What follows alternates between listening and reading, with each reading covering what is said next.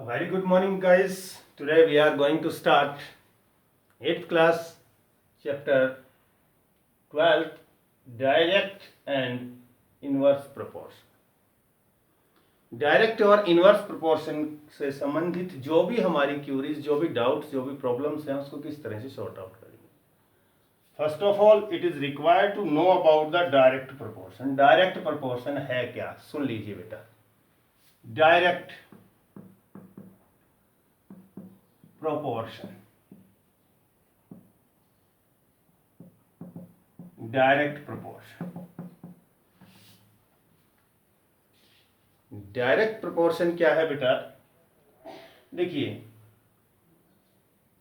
अगर दो quantities x और y, दो डिफरेंट क्वांटिटीज हैं, एक x है एंड एक y. x और y दो different quantities are in ratio में है. अगर उसमें से x इंक्रीज होता है, then in the same ratio y भी इंक्रीज होता है, तो they are said to be direct proportion. Clear? मैंने क्या कहा कि x और y, x and y, two quantities, अगर x इंक्रीज हुआ यानी कि x प्लस 15, या सॉरी प्लस की बजाय हम क्या करें 2x हुआ, तो ये क्या हो गया 2y. ये 3x हुआ तो ये क्या हो गया 3y. ये 4x हुआ तो ये क्या हो गया 4y. क्लियर? ये हाफ हुआ तो ये भी क्या हो गया हाफ. ये 1/3 हुआ तो ये भी क्या हो गया 1/3. तो in this condition these are direct proportion. These are direct proportion. यानी कि एक अगर इंक्रीज होता है तो दूसरा भी इंक्रीज होगा, एक डिक्रीज होता है तो दूसरा भी डिक्रीज होगा. यानी कि बोथ आर इंक्रीज और both are decrease. On that situation we can say they are in direct proportion. Direct proportion का मतलब ही क्या हुआ कि अगर दो क्वांटिटी हमारे पास है, दोनों ही इंक्रीज हो रही है या दोनों की दोनों डिक्रीज हो रही है, तो वो प्रोपोर्शन कैसा होगा, डायरेक्ट प्रोपोर्शन होगा. और डायरेक्ट प्रोपोर्शन को किस तरह से हम लिखते हैं ये हमने देखना है. चलिए देखते हैं. x और y आर डायरेक्ट प्रोपोर्शन कब होता है, if x by y will equal to k. यहां k का मतलब कांस्टेंट टर्म से है. k का मतलब यहां किससे है, कांस्टेंट टर्म से. फॉर एग्जांपल मैंने अभी आपको जैसे दिया था x1 तो y1, x2 तो y भी 2, x3 तो y भी 3. इसी तरह कहीं तक चले जाए xn तो y भी n will equal to k. ये k के इक्वल होगा. अप्लाई करना भी मैं सिखा देता हूँ. कुछ एग्जांपल्स मैं यहाँ पे ले लेता हूँ. एग्जांपल क्या, मैं एक एक्सरसाइज ही यहाँ पे उठा ले रहा हूँ. इनवर्स प्रोपोर्शन की बात हम बाद में कर लेते हैं. ये डायरेक्ट प्रोपोर्शन आज मैं आपको बता रहा हूँ. देखिए ध्यान से. डायरेक्ट प्रोपोर्शन आपका क्या है, x और y अगर सेम, दोनों के दोनों ही इंक्रीज हो रहे हैं या दोनों के दोनों डिक्रीज हो रहे हैं, तो प्रोपोर्शन डायरेक्ट होता है. ओके. इनवर्स प्रोपोर्शन में थोड़ा सा डिफरेंस है. मैं वैसे बेसिकली बोल के बता रहा हूं. क्या होता है, जब एक क्वांटिटी इंक्रीज होती है दूसरी डिक्रीज होती है, एक इंक्रीज हो और दूसरी डिक्रीज हो, ऑन दैट सिचुएशन कौन सा होता है, इनवर्स प्रोपोर्शन. जब एक इंक्रीज हो और दूसरी डिक्रीज हो, एक इंक्रीज हो दूसरी डिक्रीज हो. सपोज मुझे एक बिल्डिंग बनवानी है, मुझे एक मकान बनवाना है, मुझे एक झोपड़ी तैयार करवानी है. सच एग्जांपल, ये जो है मुझे एक झोपड़ी यहाँ पे बनवानी है. ओके. अब इसमें क्या है, मेरे पास 5 मैन्स, 5 आदमी वर्क कर रहे हैं, 5 मैन. वो कह रहे हैं कि हम 6 डेज में बना देंगे. 6 डेज में 5 मैन कितने टाइम ले रहे हैं, इसमें 6 डेज ले रहे हैं. बट मैंने थोड़ा जल्दी काम करवाना है, तो मैंने क्या किया, मैन कर दिए 10. मैन कितने हो गए 10. तो ज्यादा मैन हो गए, और यानी कि मैंने क्या कर दिया, इंक्रीज. तो डे कैसे होंगे, कम लगेंगे, यानी कि डेज जो है इसमें डिक्रीज हो गए. डे जो है इसमें कितने आ जाएंगे, हाफ हो रहे हैं इनके 3.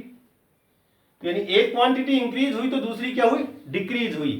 एक इंक्रीज और दूसरी डिक्रीज होती है तो वहां कौन सा प्रोपोर्शन होता है, इनवर्स प्रोपोर्शन. मैं लिख देता हूं इनवर्स प्रोपोर्शन. इनवर्स प्रोपोर्शन, एक क्वांटिटी इंक्रीज दूसरी डिक्रीज.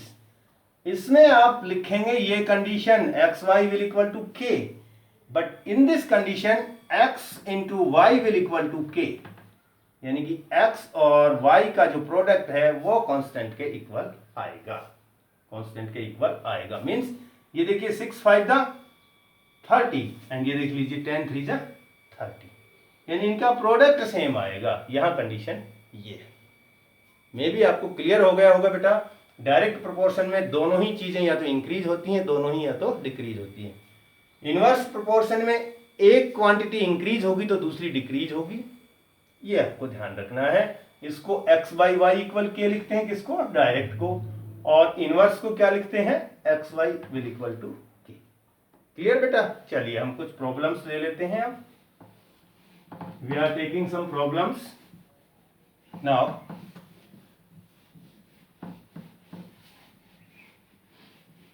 देखिए बेटा, मैं क्वेश्चन ले रहा हूं फ्रॉम द एक्सरसाइज। एक्सरसाइज है मेरे पास 12A। यहां मुझे कुछ सिचुएशंस दी हुई हैं। सिचुएशंस नंबर फर्स्ट, और फर्स्ट सिचुएशन में मैं एक टेबल जो है वो यहां ड्रॉ कर लेता हूं। ये मेरे पास एक टेबल है। सेकंड भी टेबल है एंड थर्ड भी मेरे पास टेबल है।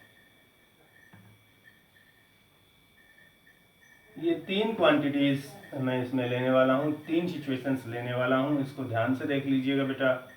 जब तक आप इसको ध्यान से नहीं देखेंगे मे बी आप बहुत अच्छा नहीं कर पाएंगे।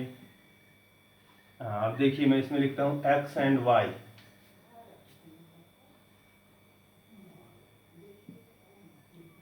Three 9 5 15 8 24 and 11 33 and 26 78। एक सिचुएशन होगी मेरे पास। अच्छा चलिए सेकंड देखते हैं। सेकंड क्या है? उसमें भी x y. Number second 2.5 10, next है 4 16 एंड नेक्स्ट है 7.5 30 एंड नेक्स्ट है 10 40 एंड नेक्स्ट है 14 42। 14 42 ये भी मेरा कंप्लीट हुआ यहाँ। चलिए हम थर्ड को भी डाल लेते हैं यहाँ पे 5 15। इसके बाद है मेरे पास 7 21। After that 927, after that 1560, 1560, and after that 1872, and the last is 2575. ये थ्री सिचुएशंस आर देयर। आपको क्या बताना है? Observe these tables. आपको क्या बताना है? Observe these tables given below and in each find whether x y are proportional. आपको बताना है कि एक्स वाई इसमें प्रोपोर्शनल है या नहीं, या तो डायरेक्ट प्रोपोर्शनल होने चाहिए या इनवर्स। तो देखिए कौन सी सिचुएशन लग रही है। देखिए यहाँ ये इंक्रीज हुआ है, ये भी इंक्रीज हुआ है, तो देखिए सेम वे में हुआ है। ये भी अगर मैं इसको डिडक्ट करूंगा तो ये आया 3 1 जा 3 3 जा 5 1 जा 5 3 जा 8 1 जा 8 3 जा 11 1 जा 11 3 जा 26 1 जा 26। सभी के सभी 1/3 के इक्वल आ रहे हैं। इट मीन्स ये जो है प्रोपोर्शनल है। ओके गाइस, सेकंड की तरफ चलते हैं। सेकंड में देख लीजिए, इसको मैं करता हूं तो देखिए 1/4। इसको भी मैं करता हूं तो 2.54 जा यानी कि 1/4 आ गया। ये भी इसको भी मैं करता हूं तो ये भी 1/4 आ गया। इसको करता हूं तो 1/4 आ गया, बट इसको करता हूं तो ये 1/3 आ गया। देखो सारे 1/4 है और एक 1/3 है, इसका मतलब ये नहीं है, नॉट प्रोपोर्शन। इसको देखते हैं तो देखिए 5 1 जा 5 3 जा 7 1 जा 7 3 जा 9 1 जा 9 3 जा 15 1 जा 15 4 जा ये 1 जा, ये 4 जा, ये 1 जा, ये 3 जा, इसमें 2 बार 4 आया, बाकी सारे 3 थे। इसका मतलब ये भी प्रोपोर्शनल नहीं है, तो इसको क्या लिख देंगे, no, this is not proportional.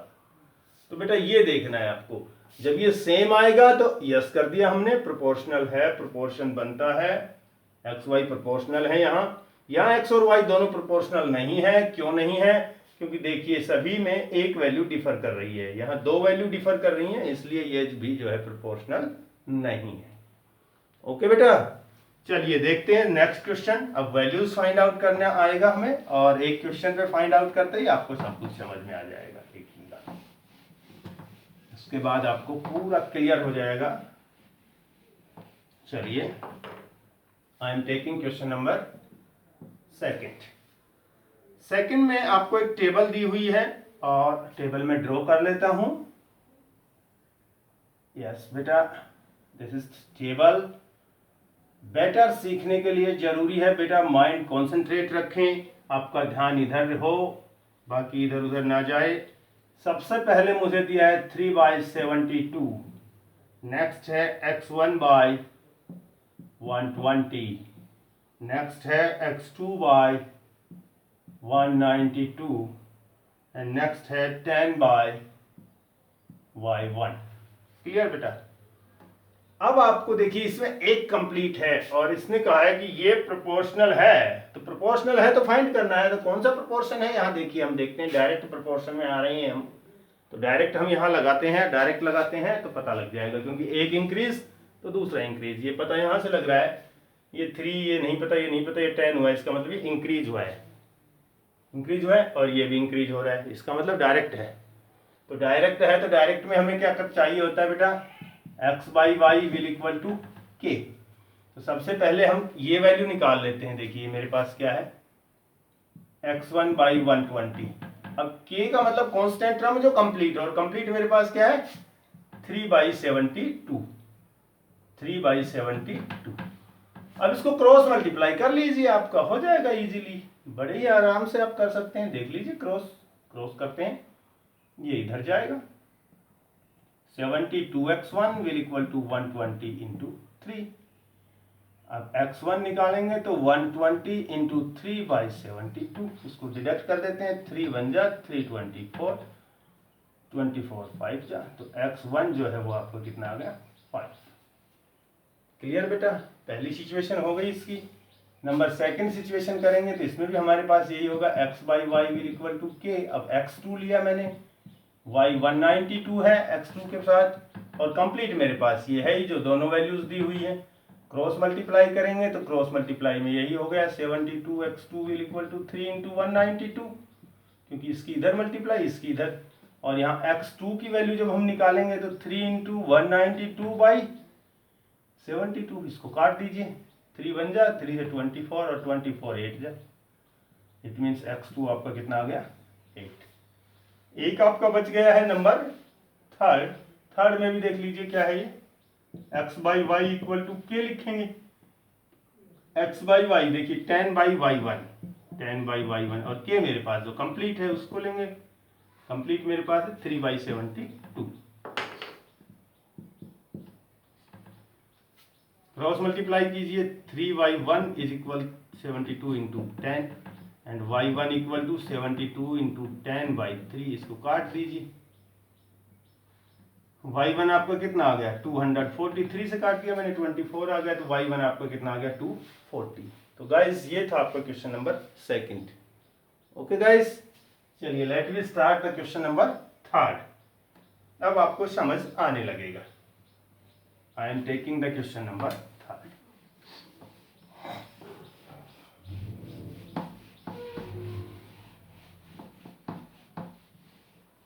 Question number third बेटा, look there, a truck covers a distance of 510 km in 34 liter of diesel, 34 liter of diesel, truck covers। Question number third, question लिख देता हूं मैं, वैसे तो लिखने की जरूरत नहीं है। a truck covers a distance of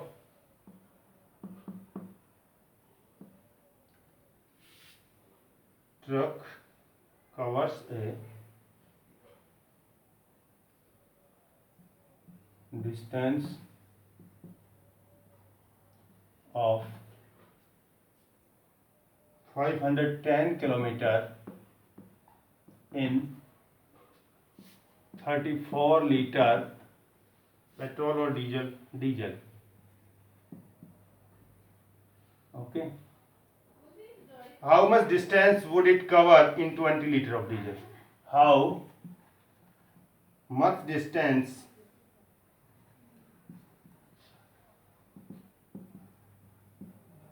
would it cover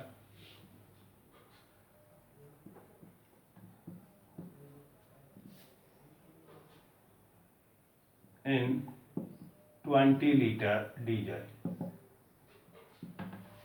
yes, यही था बेटा। तो देखिए पहले डीजल जो है मेरे पास 34 लीटर है, अब डीजल मेरे पास कम हो रहा है, इसका मतलब ये भी कम हो रहा है, कम होगा, कम डीजल आ रहा है, तो क्योंकि डीजल की खपत से चलता है तो डायरेक्ट प्रोपोर्शन है, अब पता लग रहा है। तो आप इसके लिए सबसे पहले सॉल्यूशन करेंगे, तो टेबल बनाएं।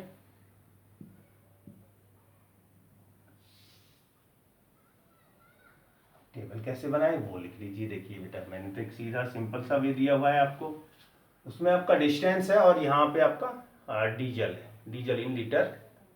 लिख दीजिए, पहले क्या है आपका डिस्टेंस, डिस्टेंस लिख लीजिए, नो प्रॉब्लम। डीजल लिख लीजिए, नो प्रॉब्लम। तो पहले डीजल ले लेते हैं, diesel, diesel in litre, LTR। Okay, और ये डिस्टेंस।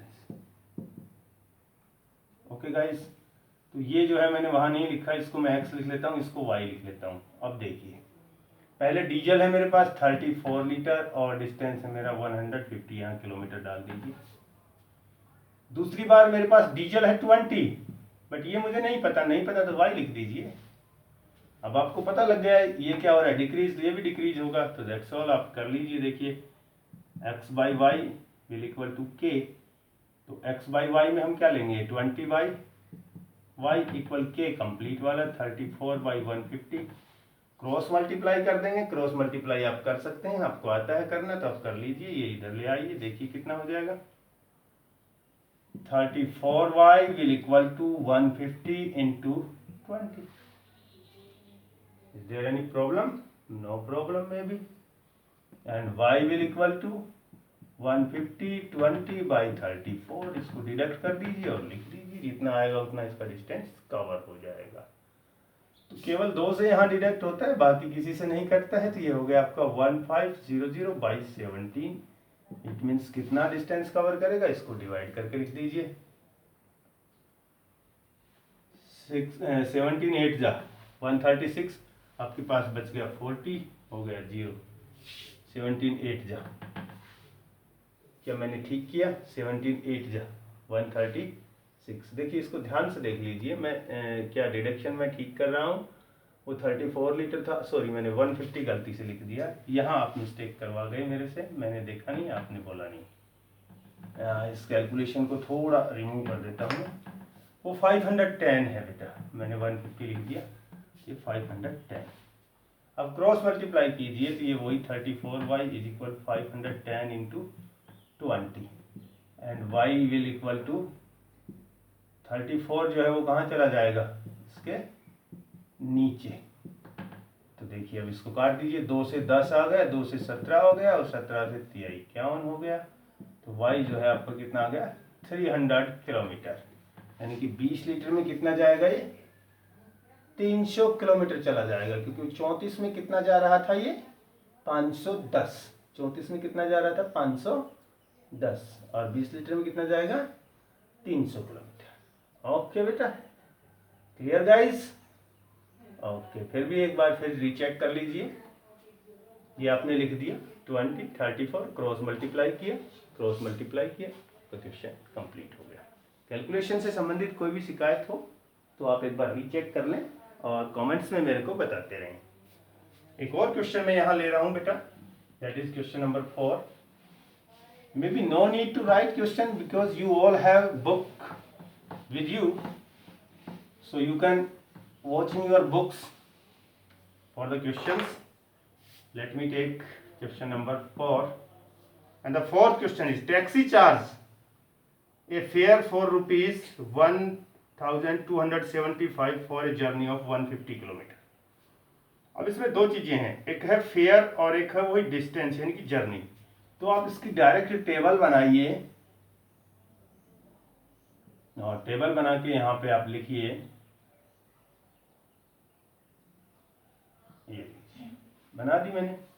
एक तो आपके पास क्या है, फेयर है, और एक आपके पास क्या है, जर्नी है। तो आप वही लिख लीजिए, फेयर